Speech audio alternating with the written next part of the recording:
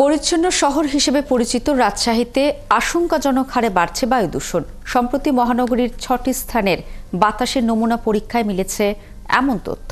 স্বেচ্ছাসেবী সংস্থা বরেন্দ্র পরিবেশ উন্নয়নের তথ্য বলছে, বাংলাদেশ বায়ু দূষণ বিধি ২০২২ না মানার কারণে শুধু যে মানুষের স্বাস্থ্যের ক্ষতি হচ্ছে তাই নয়, অতিমাত্রার দূষণ হুমকি হয়ে দাঁড়িয়েছে জীববৈচিত্র্যের জন্য। মেহেদী হাসানের তোলা ছবিতে রাশিদুল হক রুশোর প্রতিবেদন। রাজশাহী সিটি কর্পোরেশন এলাকার মধ্যে চলছে সড়ক প্রশস্তকরণ এবং একাধিক ফ্লাইওভার নির্মাণের মতো বিভিন্ন মেগা প্রকল্প। একই সাথে চলছে ব্যক্তি মালিকানাধীন বহুতল ভবন নির্মাণ।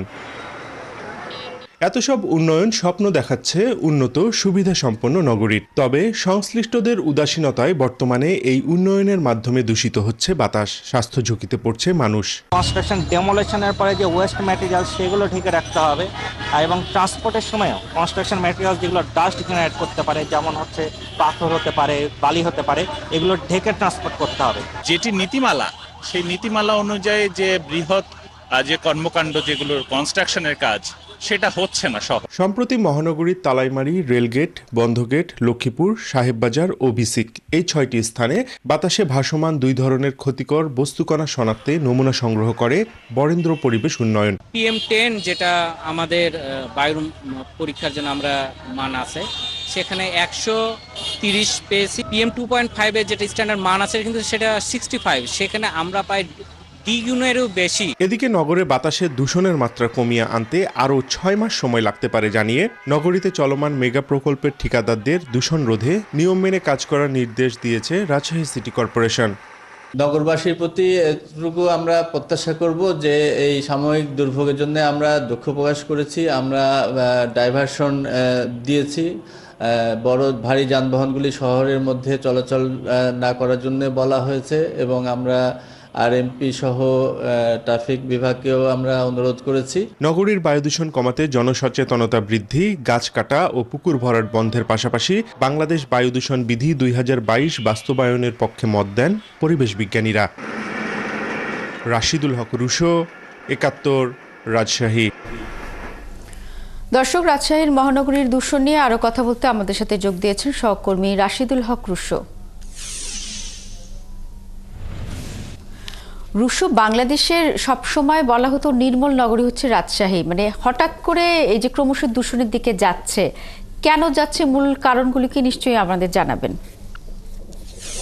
শ্রাবণী, এটি আসলে হঠাৎ করে নয়। আমরা যে স্বেচ্ছাসেবী সংগঠন বরেন্দ্র পরিবেশ উন্নয়ন, তাদের যে গবেষণা, সেটিতে আমরা দেখছি যে গত ৩ বছর ধরেই কিন্তু অল্প অল্প করে এই যে বায়ু দূষণ, এটি কিন্তু বাড়ছে।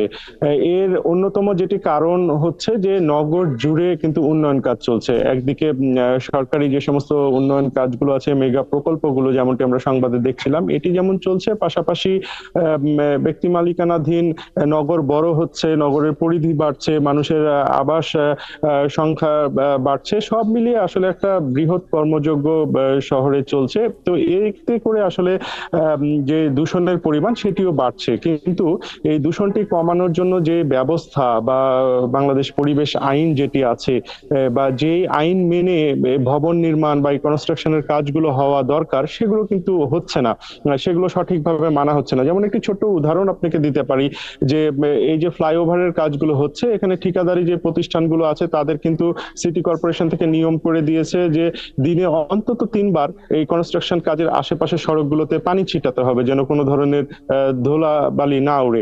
কিন্তু তারা হয়তো সেটি ঠিকভাবে মানছেন না। এই এমন অভিযোগ কিন্তু আমাদের কাছে রয়েছে। যারা সেই রাস্তাগুলো দিয়ে চলাচল করছেন বা আশেপাশের ব্যবসায়ী, তারা কিন্তু প্রায়শই এই ধরনের অভিযোগ তারা করছেন।